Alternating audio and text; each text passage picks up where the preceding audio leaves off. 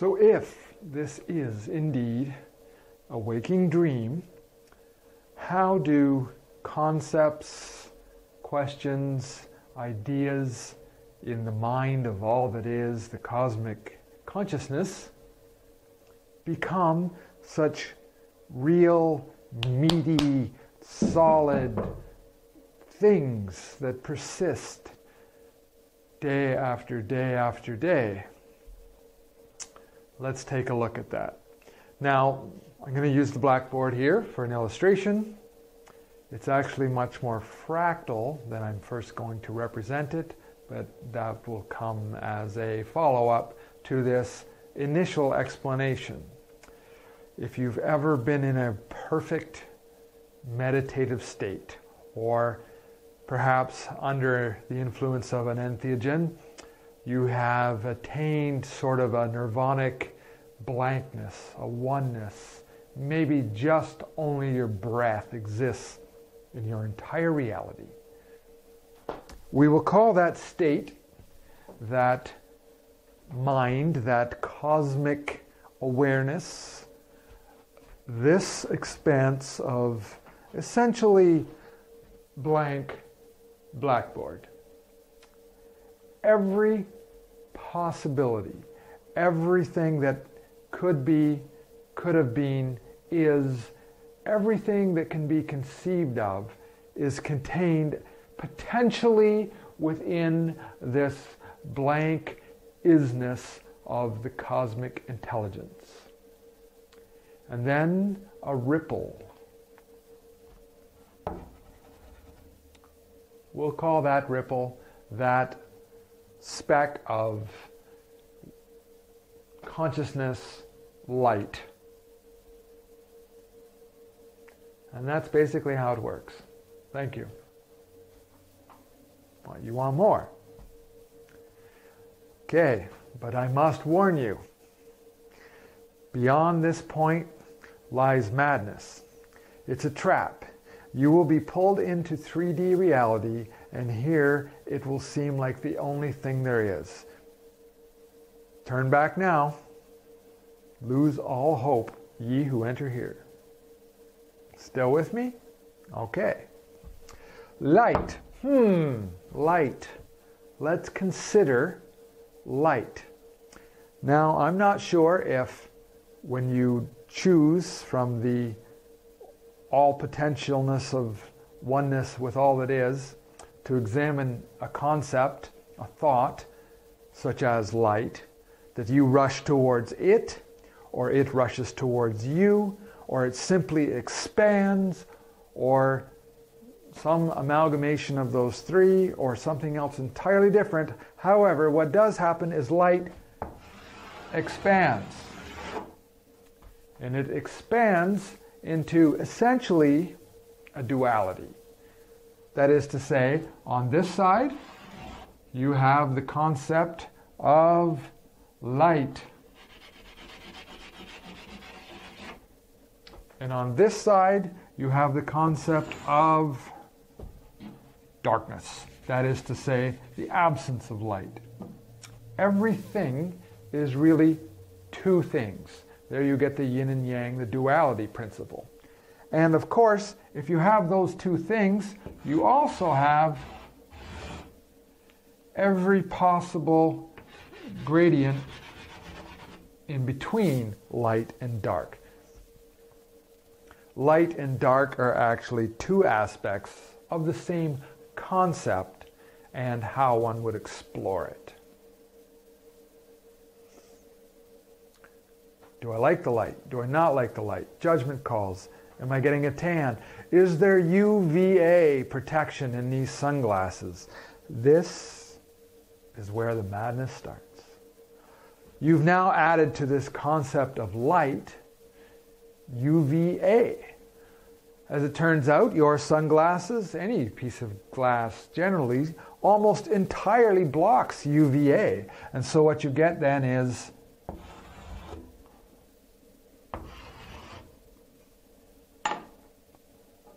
we'll even use blue because that's closer to UV.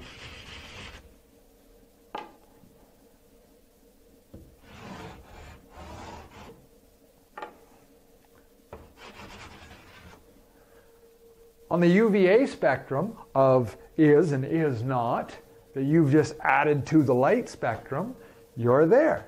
UVB, oh, these glasses do not block UVB. Now you've just added another element. So in this element, you get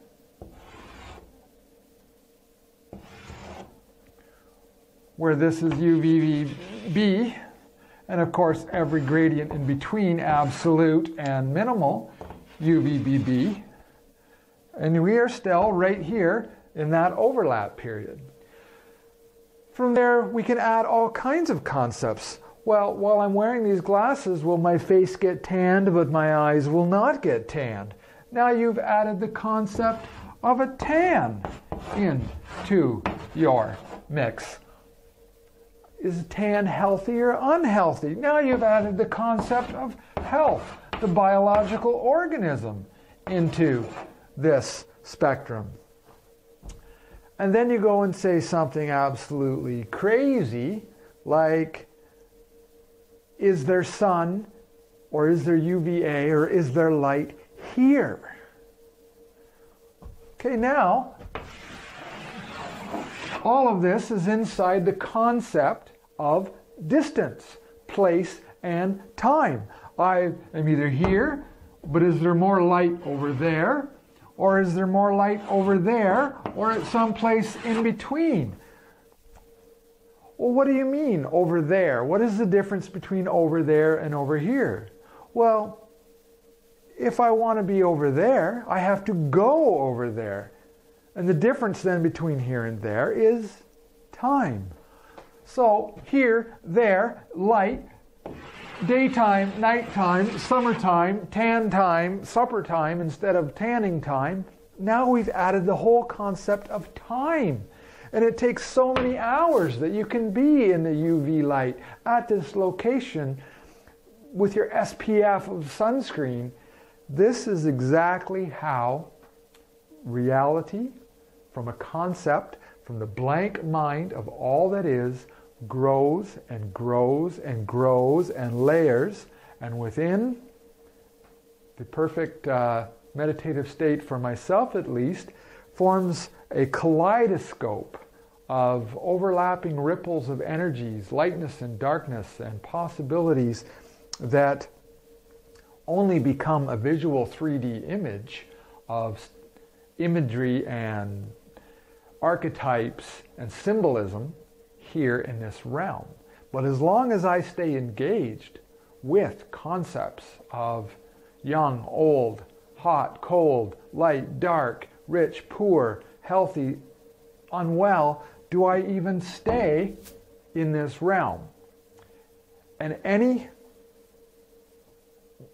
item, aspect which I wish to consider, like light, I either have to focus on the part I want, more light or less light, or not consider it at all if I don't even want it to be a factor in my experience. Now, in actual fact, well, this representation, I hope, somewhat got the point across. When I am in that meditative state where what I'm thinking about is literally diving down in through visual representations, mental images, and sensations of thought themselves and these concepts, it's actually more like a fractal. That is, okay, here was the concept of light, and as soon as I focus on that concept of light, it sends out a curl. And there's the concept of UV, and it sends out a curl. If I look at it, it then starts growing concepts of tanning. And am I at the beach? Is it appropriate to wear a bathing suit? Is it the right time of year for being at the beach and being outside and exposed to the light? And etc., etc., etc. And the fractals unfurl and unfurl and unfurl, looking very much like the fiddlehead of a fern as I dive deeper down into it. And most often I realize that the only way to resolve a logical dilemma that I am exploring is simply to either focus only on what I want, light itself and the amount of light I want, and not to feel guilty about the poor children in the world that are in the dark, which is guilt is the big trap that pulls us into all kinds of things. Or to not focus on it at all and go on and focus on what I do want to experience and have in my reality. But because the lizard brain is so intent on watching for danger and being aware of possibilities and what could actually befall us, we wind up pulling in and pulling in and pulling in and focusing on so many things, unwanted things in many cases, and thinking that this is happening to us and that we are victims. And in a sense, if we're a victim of anything, we're a victim of our own focus, our own thought processes, and our own worries. And there is a major area of awareness, realization, that must be altered, switched, worked on for us to start receiving the kinds of experience, the reflection back from the dream mirror that we would choose. So, indulge me in this viewpoint. If that is the case, the nature of our experience in this reality as well, the way that I personally have been taught, have assumed is the fastest way to achieve a result, to bring a certain experience to me, is actually the slowest way. Allow me to illustrate. Let's say in the universe there is thing I want. I focus on what it would be like to have that thing, and that thing rushes towards me, I rush towards it, gets big. I now have having the thing, not having the thing, and every factor in between as an experience. And then what do? Instead of just focusing right here, I go, well, what do I need to do to have the thing? Am I doing it, not doing it, or somewhere in between? What tools do I need to have to do the thing? Do I have the tools, not have the tools, have some of the tools, have good tools, bad tools, somewhere in between? Is it legal for me to have the thing, use the tools, have legal, not legal, somewhere in between? Do I have to ask my accountant, comply, ask the accountant, not ask the accountant, everywhere in between? What will my friends think if I do this thing? Friends like me, friends don't like me, everything in between. Look how complicated I've made getting that thing by logically thinking it out, examining it, doing all the things that we're supposed to do in a cause and effect earth and rock universe. It just gets in the way of a dream universe. Even if I'm positively focused, I'm looking at what I want, not what I don't want. As soon as I start adding all these layers in of how I'm going to get it, I'm actually slowing it down and pushing it out in time and effort before it happens in a dream universe. I like to use the illustration of sand on the beach. If I wanted to go to the beach, I could simply think of the closest beach, go there and be on the beach. Or I can think, which beach do I like the best? What is the weather like? Do I have enough gas in the car? Should I do it? Is there something I should do first? Should I feel guilty? This is the equivalent of being at the beach and deciding you need to see what the beach is resting on. How do I justify the existence, the nature of this beach? And so you pick up a grain of sand to see what the sand is sitting on. And lo and behold, it's sitting on 3 more grains of sand. And so you pick up those 3 grains of sand and you discover they're sitting on 10 grains of sand. And you pick up the 10 grains of sand and you discover they're sitting on 27 grains of sand. And you pick up the 27 grains of sand. You get the idea. You will never run out of sand. In a dream reality, the very act of examining the sand and looking to see what's under the sand creates the layers of sand. In a dream reality, you simply say, the beach, and walk down it.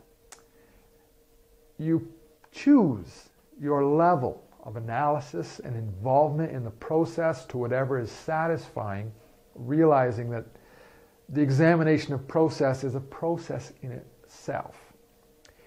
In a nuts and bolts, dirt and atom universe, no. You have to get a job, buy a car, get some gas, license it, plate it, get a driver's license, call your friends, check the weather, get a map, and go to the beach. In a dream universe, you simply fly. You don't ask about airplanes, aerodynamics, wings, and jet engines, and fuel, and licensing. In a dream universe, you simply sing. You don't ask about notes and staffs and flats and sharps and minors, and you just go directly to the experience, and you realize that the experience of building the airplane is a completely different dream than the dream of flying, and you choose accordingly. Something to consider.